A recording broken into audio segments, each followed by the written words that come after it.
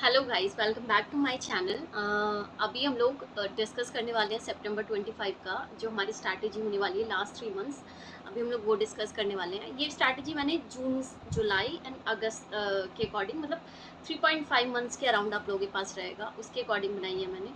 तो अभी मैं आप लोगों को बताऊंगी स्टेप बाय स्टेप कैसे करना है, कैसे आपको इसको फॉलो करना है। बहुत ही फ्लेक्सिबल प्लान है, आप इसको आराम से फॉलो कर पाओगे। ऐसे नहीं है कि बहुत ही ज़्यादा खाना कैसे, पीना कैसे, सोना कैसे, ये सब चीज़ें मैं बिलीव नहीं करती कि ये सब चीज़ें डिस्कस करना, मतलब मतलब ये होना चाहिए कि आप लोग जो मतलब पढ़ रहे हैं ना, तो उस टाइम बस पढ़ रहे हैं बस। अगर आप लोग 8 घंटे पढ़ रहे हैं, 6 घंटे पढ़ रहे हैं, ठीक है। इनिशियली आप लोग ग्रेजुअली इसको इंक्रीज कर सकते हैं, बट स्टार्टिंग से ही आप कहोगे कि नहीं, वो नहीं हो सकता। So let's start. हाँ, देखिए, रजिस्ट्रेशन जो है ना आप लोगों का, ये तो हो गया होगा। ये तो मैंने जनरल थिंग्स लिख दी है कि मे बी बच्चों को बाद में ये ना पता चले कि रजिस्ट्रेशन कब तक। जो अगर आप लोगों को सितंबर एग्जाम देना है, तो आपका रजिस्ट्रेशन जो है वो 1 मई को आई थिंक क्लोज हो गया। वो आप लोग का हो जाना चाहिए, और वो वैलिड होता है 4 इयर्स के लिए। आप लोग ऑब्वियसली आप लोग 4 इयर्स तक फाउंडेशन ही नहीं दोगे, बट स्टिल वो वैलिड होता है आपका 4 इयर्स के लिए, ठीक है। एंड ये मैंने डेज लिखे हैं कि कितने डेज हैं आप लोगों के पास, ठीक है। जैसे जून में हमारे पास 30 एंड 31, मतलब टोटल आपके पास 107 डेज हैं, जिसमें से 10 डेज मैंने वो निकाल दिए। क्योंकि क्या होता है ना, मैंने भी पढ़ाई करी है, तो ऐसा होता है कभी कभी कि आपके फैमिली में कुछ इशू आ जाए, आपकी हेल्थ, ये आप लोगों के कंट्रोल में जो चीज़ें नहीं होगी। 10 दिन तो मैंने बहुत नॉर्मल लिए, मतलब हो ही जाएगा। कभी आपको आप एक चैप्टर लेके बैठोगे, एक पेज नहीं पढ़ पाओगे, पूरा दिन निकल जाएगा। कभी आप लोग बहुत नेगेटिविटी फील होगी, ये सब बहुत नॉर्मल है। जब हम पढ़ते हैं ना, अभी आप लोगों को लग रहा होगा, स्टार्ट कर रहे हो कि नहीं ऐसा कुछ नहीं होगा, बट होता है। ये सारी चीज़ें आपको कंसिडर करनी पड़ेंगी। ये 10 दिन तो मैंने बहुत कम लिया कि चलो हो सकता है, तो 10 दिन होगा आपके साथ, तो ये मैंने हटा दिया। तो उसके अकॉर्डिंग अगर अब हम देखें, तो हमारे पास 97 डेज है, ठीक है। तो मैंने अगर मैंने जब दिए थे, या मैं जैसे अगर फॉलो करती, तो मैं ऐसी ये स्ट्रैटेजी बनाती, ठीक है। उसके अकॉर्डिंग मैंने ये आप लोगों के डेज प्लान किए हैं।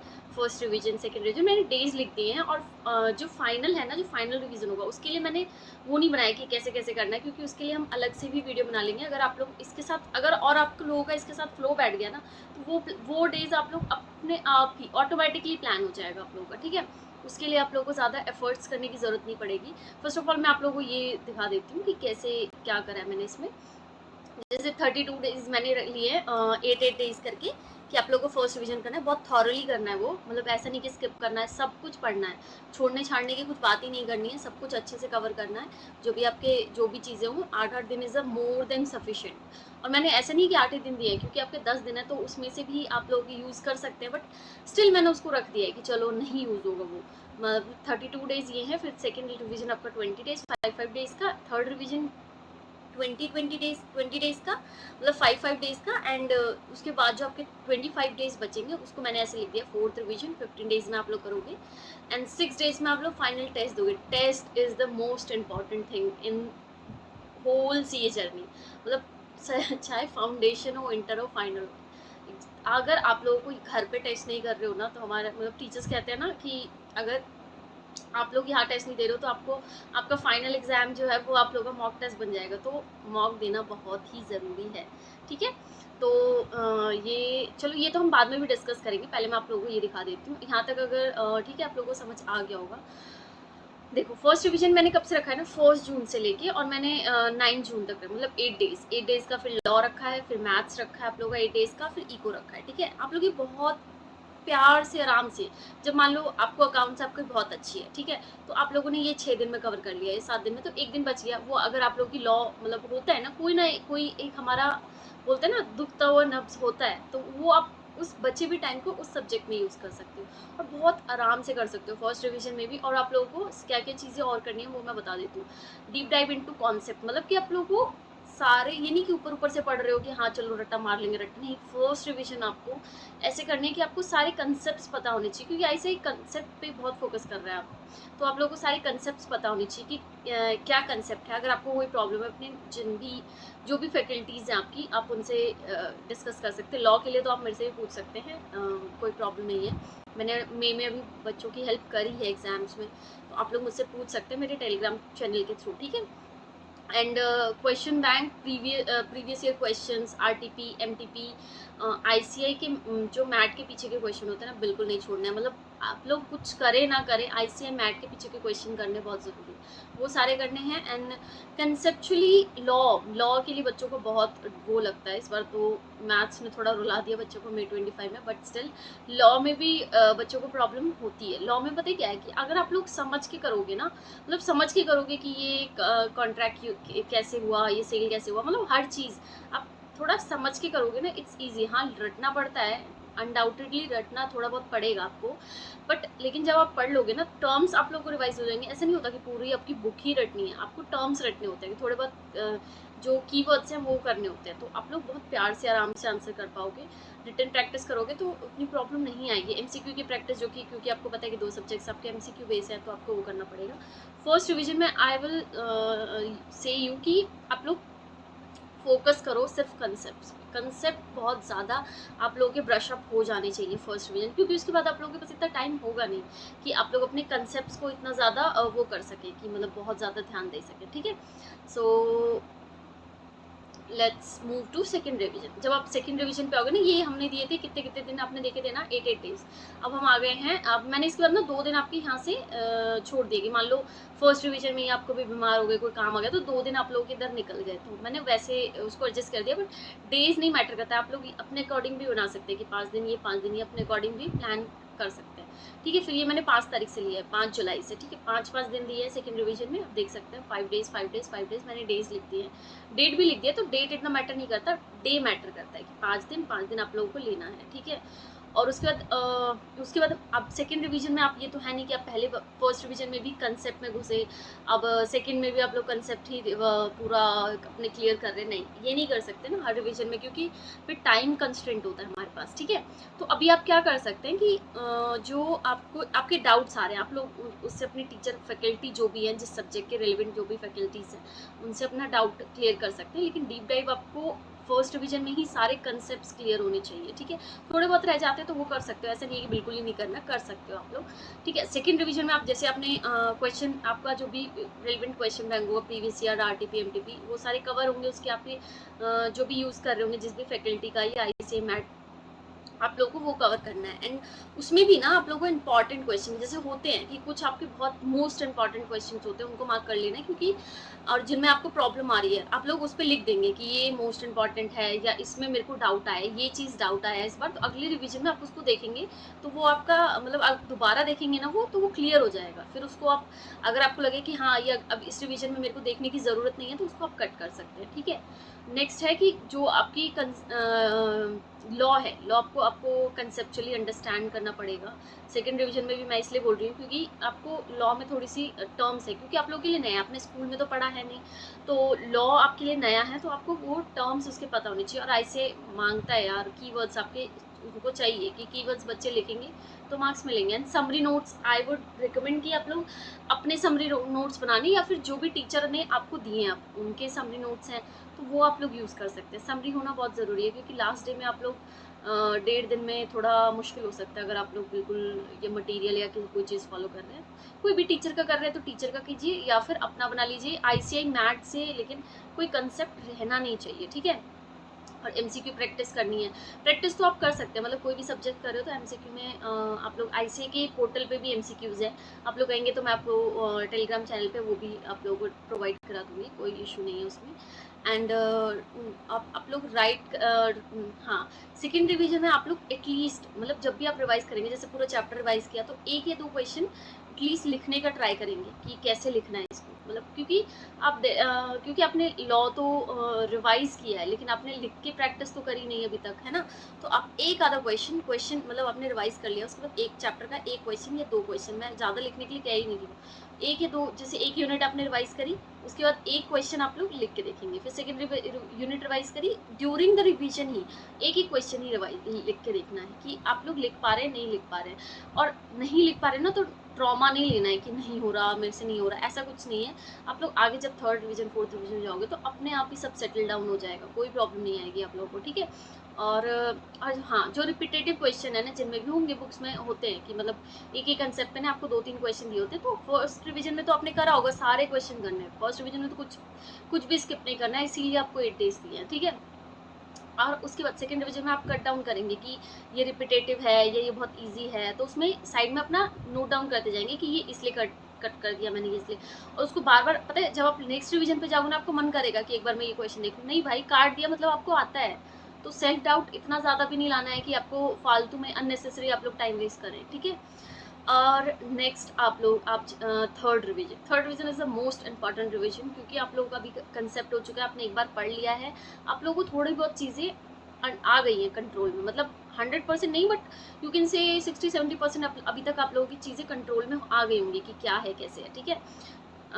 ये प्लानिंग, फर्स्ट ऑफ ऑल मैं बता दूं कि ये है जो फर्स्ट टाइम पढ़ रहे हैं रिपीटर्स, अगर जो भी मतलब जिनका पहले का है, वो लोग भी मेरे से बोल, मतलब टेलीग्राम पे अगर बोलेंगे तो मैं उनके लिए भी अच्छा सा प्लानर बहुत बढ़िया सा बना के शेयर कर दूंगी, इफ़ दे वांट, या फिर मेरे से डिस्कस कर सकते हैं टेलीग्राम पे ही, ठीक है? नाउ थर्ड रिवीजन में हमें क्या करना है ना, इसमें भी मैंने 5 डेज ही दिए हैं आपको, क्योंकि इसमें आप लोगों को एक टेस्ट लिखना है हर सब्जेक्ट्स का, ठीक है?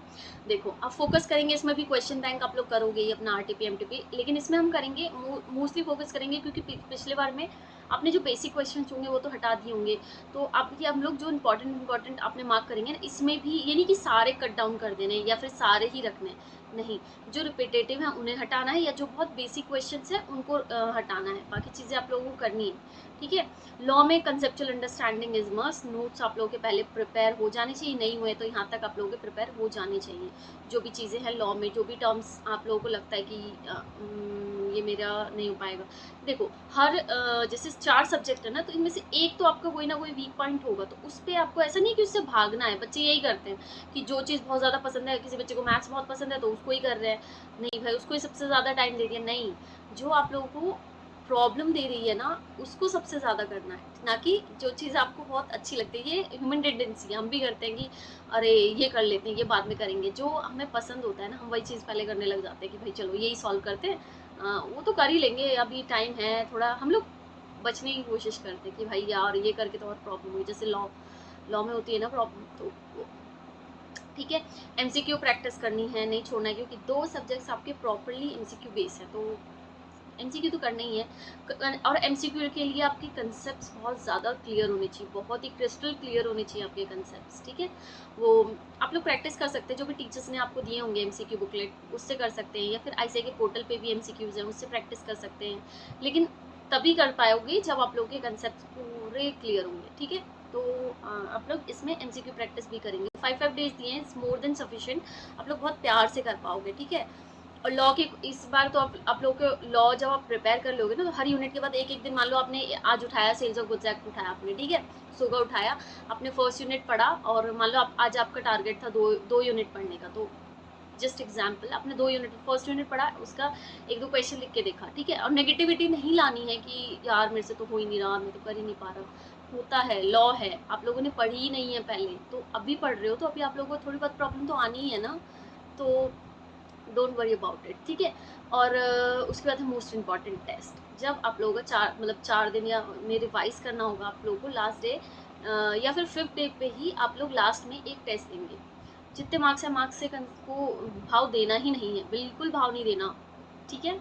आई थिंक समझ रहे हो आप लोग, बिल्कुल भाव नहीं देना टेस्ट को, सॉरी मतलब मार्क्स को भाव नहीं देना, टेस्ट को तो बिल्कुल भाव देना है, दे आर बहुत नकचड़ी लड़की है की तरह है वो टेस्ट, आप लोग नहीं भाव दोगे तो बहुत ज़्यादा बिगड़ जाएगा मामला, सो ठीक है, टेस्ट देना है आप लोगों को। उसके बाद भी आप लोग देखोगे ना, जैसे ये तो मैंने आप लोगों का बनाया थर्ड रिवीजन तक का, थर्ड रिवीजन के बाद भी आप लोग देखोगे ना, तो आपके पास 25 डेज बचे होंगे, 25 डेज में फिर आप एक लास्ट रिवीजन करोगे, डे मतलब जैसे 3-3 दिन के अकॉर्डिंग, 3 डेज करके, और 3 डेज के बाद जो हाफ डे होगा ना, उसमें आप लोग टेस्ट देंगे, मतलब 3.5 days, I think you can say 3.5 days, ठीक है? एंड उसके बाद आप लोग टेस्ट दे देंगे। उसके बाद जो टाइम बचेगा 6 डेज़ या 7 डेज़ आप लोगों के पास बचेंगे। लास्ट 4 डेज़ तो मैंने अकाउंट्स के लिए ही रखा है एंड 6 डेज़ में आप लोग फिर डेढ़ दिन वाला टेस्ट देंगे कि आप लोग कैसे सेटल डाउन होंगे एग्ज़ाम डेज़ में। जो आपके वो होंगे 4 दिन, देखो जब आप 4 दिन अकाउंट्स पढ़ने बैठोगे ना तो उसमें आप थोड़े रिलैक्स मतलब यू कैन से जो ये 4 दिन होगा ना तो उसमें आराम से आप लोग अकाउंट्स पढ़ पाओगे, कोई वो नहीं होगा। लेकिन ये जो 6 दिन दिए ना टेस्ट वाले, ये डेढ़ दिन करके ये इसको पोस्टपोन नहीं करना है, इसको ज़रूर देना है। डेढ़ दिन में टेस्ट आप लोगों को देना पड़ेगा, ठीक है?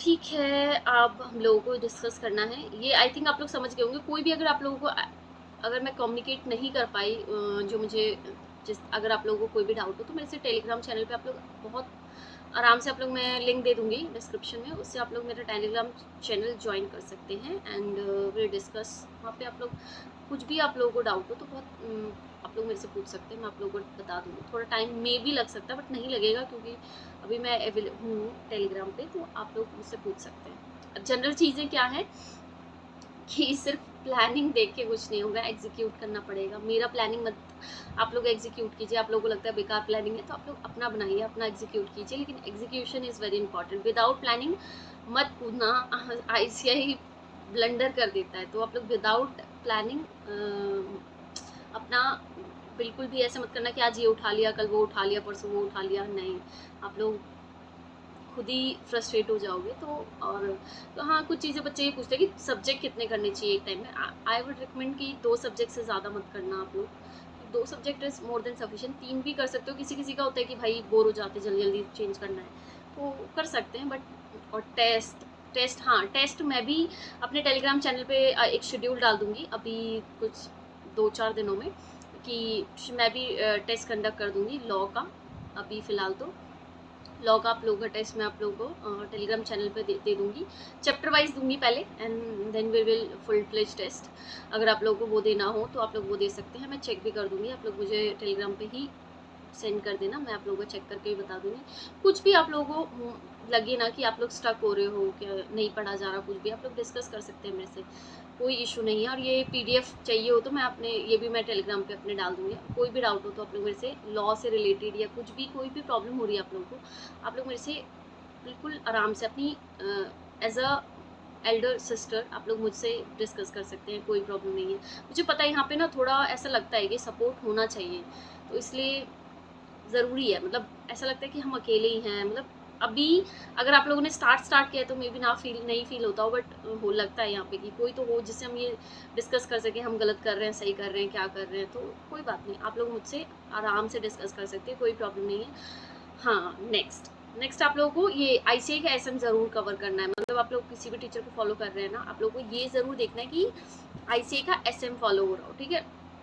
और ये नहीं कि आप लोग, हाँ, ये मैंने बच्चों को देखा है कि यूट्यूब पे इस टीचर को भी देख रहे हैं, उस टीचर को भी देख रहे हैं, तीसरे टीचर को भी, चौथे को भी। भाई व्हाट आर यू डूइंग? एक टीचर जिससे आपने पढ़ाई की है आप उसको देखिए।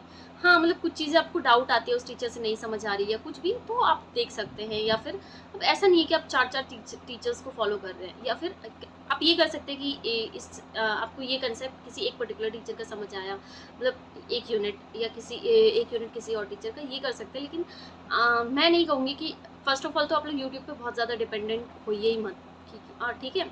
और फॉर योर एग्जामिनेशन, मतलब आप लोग खुद से जितना सेल्फ स्टडी करेंगे ना, the best thing you can do. मतलब सेल्फ स्टडी जो है ना वो कोर है। आप अगर आप लोगों ने वो कर लिया ना तो कुछ ही चीज़ की आप लोगों को ज़रूरत नहीं पड़ेगी। सेल्फ स्टडी कीजिए और कोई डाउट आता है तो ऑब्वियसली यूट्यूब तो है ही, वो कर सकते हैं। लेकिन हर टीचर का ये नहीं कि एक यूनिट हमने इस टीचर की भी देख ली, उसकी भी देख ली, उसकी भी देख ली, वाई क्यों वेस्ट करना है अपना टाइम? तो आप लोग पहले डिसाइड कर लेना कि फर्स्ट डिवीजन में कि हाँ, मेरे को अगर इसमें डाउट आता है तो मैं ये टीचर का देखूंगा। ये वाला वीडियो अपने ऊपर नोटबुक पे ही पेंसिल से अपना लिख लीजिए कि ये वाला कंसेप्ट जो है, अगर मुझे डाउट आएगा तो मैं इस टीचर का देख लूँगा। बहुत सारे टीचर्स को मत मतलब ये कीजिए कि, क्योंकि आप लोग खुद ही फ्रस्ट्रेट हो जाओगे कि मान लो आई आई डोंट रिकमेंड कि आप लोग यूट्यूब पे सबसे ज़्यादा, पहली बात तो बहुत ज़्यादा डिपेंड नहीं होना है फॉर योर एग्ज़ाम। स्ट्रैटेजीज़ देखो आपकी, हाँ, स्ट्रैटेजी क्या बनानी है, कैसे करना है। आप डिमोटिवेट हो रहे हो तो मतलब हाँ, कि कोई टीचर का मोटिवेशन होता है यार, अकेले पढ़ते पढ़ते इंसान डिमोटिवेट हो जाता है, ठीक है? तो वो चीज़ें कर सकते हो। और जो डाउट आते हैं उसके लिए देख सकते हो। बहुत अच्छी यूज़फुल चीज़ें आप लोग आराम से देख सकते हो, ठीक है। एट द एंड मैं यही कहूँगी, ऑल द बेस्ट। सितंबर में आप लोग रॉक करेंगे। अगर आप लोगों ने ये फॉलो किया और मेरे आपको जो भी डाउट है ना, आप लोग मुझसे पूछ सकते हैं, कोई प्रॉब्लम नहीं है। और टेलीग्राम चैनल ज्वाइन कर लीजिए, और please do subscribe to my channel. And मैं अभी बहुत सारी चीज़ें प्लान कर रही हूँ, I will definitely do. And Telegram तो मैंने बोल दिया, एंड यूट्यूब यही कर सकते हैं। और अभी आप लोग डू अपना पढ़ाई पे फोकस कीजिए। पढ़ाई मतलब अब अगर अभी आप लोग थोड़ा अच्छे से प्लान करके चलेंगे ना, तो बाद में प्रेशर नहीं बनेगा। लेकिन अगर अभी आप लोग ऐसे ही चलेंगे कि कुछ भी उठा रहे हैं, कुछ भी पढ़ रहे हैं, बाद में इतना प्रेशर बिल्ड होगा ना कि आप लोग नहीं संभाल पाओगे। तो मैं कहूँगी अभी इनिशियली आप लोग आराम से, जैसे जैसे है, ऐसा इतना लोड भी नहीं लेना है। आराम से प्रिपेयर कीजिए अपना, जो भी 6-8 घंटे पढ़ सकते हैं आप लोग इनिशियली स्टार्ट कीजिए, ग्रेजुअली उसको इंक्रीज़ कीजिए थोड़ा बहुत। That's it, and thank you so much. Thank you for watching. Thank you.